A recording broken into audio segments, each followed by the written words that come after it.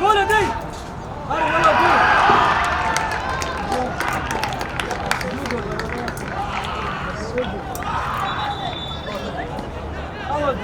دقیقه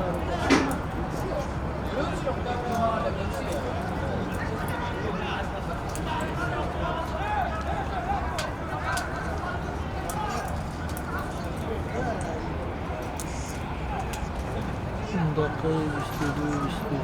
گلی دوم مالداری تقریبا دو فرمان نحوسه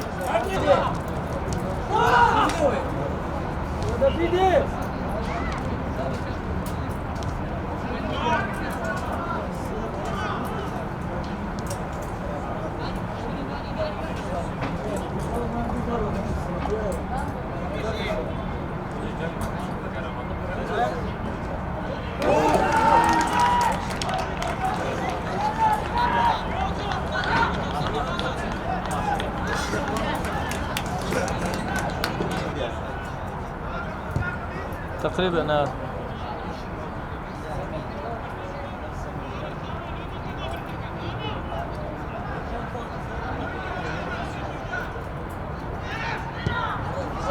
والله جوين هذه كاسيتي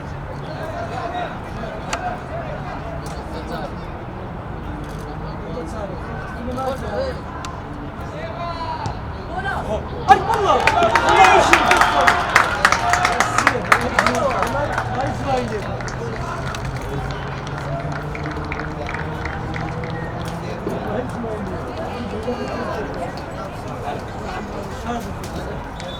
والله ياركي باش ما كر براستي يعني لعبه ما قال لك باجو بس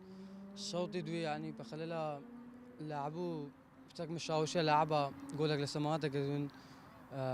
اصلي لاعبي مش قلتي باش الحمد لله بس بنظام تبرجان دام دانا بو ان شاء الله دي باشتر هنا بناف بو دوري كردستان باش بو اختبارك بو يعني بو دوري كردستان خو حاضر كان دست خوش اللي كدي توبي كردستاني شكن بو في بطوله تمام هوادارم بردوام بيتن گوش سرکفتی من دستنگ خوش الحمد لله ما دواسته گمی دوگا من بردا آگه مجلو ما گرونتنی چیز زوری پیدانی و لونی های باشتر خو من آماده کرده ان شاء الله با هوی آگه می توزک توشی استن جبین ولا شتی یکمو قیت فريق كمان يعني نارقبو بس شوي دوم الحمد لله تواني ما سيقول يعني بكينو بأساني كما كي بينها ان شاء الله نهايش خو باش آماده كينو كاسه كي لوان بينها اما هر سرته دوري با شوي باش خو من آماده كرديا اما من سرقتنا او لا ياريني هاي ان شاء الله